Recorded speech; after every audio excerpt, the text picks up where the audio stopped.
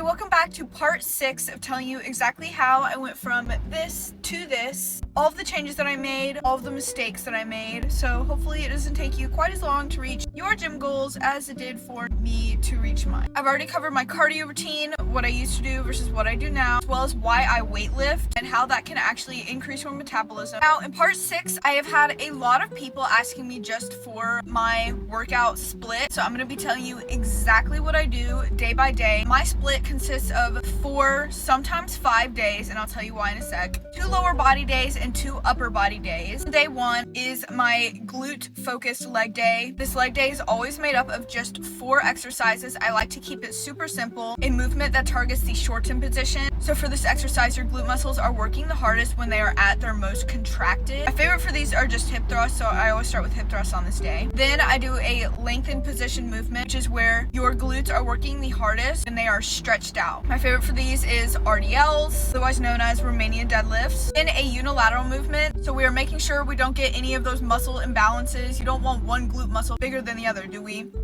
My favorite for those are step ups, and then finally an isolation movement. These I typically do cable kickbacks or hip abductions. Moving on to day 2, back and biceps. This is what a lot of people will call a pull day. That basically means it's all just pulling movements. I specifically focus on my lats, which are the muscles at the sides of your back, so you're building that hourglass shape. Day 3, my second leg day. This one is more quads focused. I like to do some more squats. And also typically at the end, I do hit calves as well. Then day 4, my second upper body day, my push day. Okay, so now these are all pushing upper body movements. This mainly hits my shoulders and my triceps. Then day 5, occasionally I will take a day just dedicated to cardio and abs. I'm gonna be so honest, more than anything to see your ab muscles, number 1.